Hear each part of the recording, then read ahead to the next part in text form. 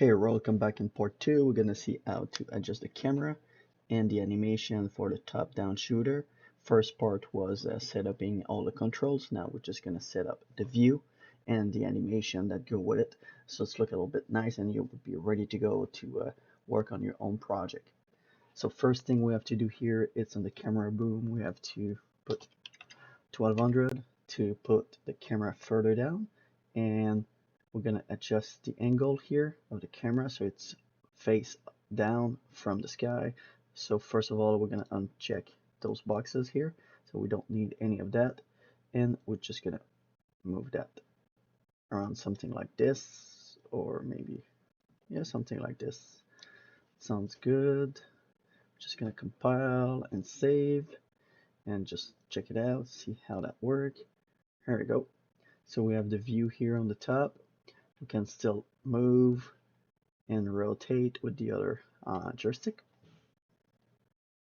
Now we're gonna need some animation, so we're just gonna go to the marketplace. We're just gonna need the animation starter pack here. You're gonna download that and add that to your project. So just select your project and add it to your project. Me, I already add that, so I don't have to do it now. When it's downloaded, you go back to your project here, and you're gonna go to the animation starter pack. We're gonna need the BS jog here, so just right click on it. We're gonna retarget the animation so it's fit to the UE5. So click here in the top right corner, and you're gonna select this one, so UE4 to the UE5. So it's gonna take all the animation from the starter pack and convert that to the UE5 here. So just retarget this.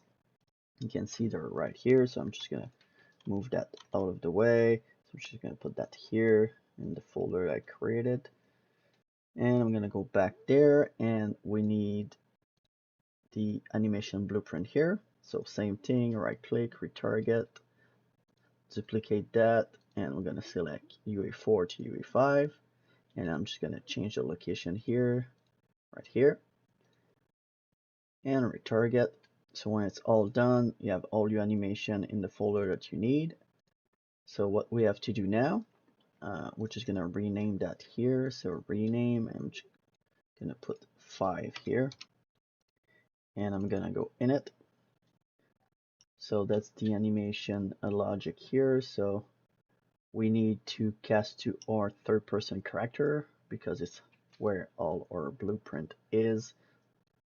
So all the logic that we did earlier, so we need that character. So we're gonna go here and just gonna remove that and cast to the other one. So right click, cast to your third-person character right here, this one, and we're gonna move this there. So if you hold, oops, right here, if you hold control, you can just move and drag to the other one. So like this, I'm gonna do that. We don't need it. There we go. I'm just gonna unplug that, otherwise it's gonna do an error. There we go. So we're good with that, and we're just gonna copy paste that here, and I'm gonna take this right here. Perfect. So we don't need this one anymore. I'm gonna save. Just gonna remove that here. There we go. Perfect. So we have the animation here. So now this should work. So we're just gonna compile and save. And in our third-person character, we're gonna go to the viewport, click on the mesh, and we're gonna select the one we just modified. Gonna compile and save.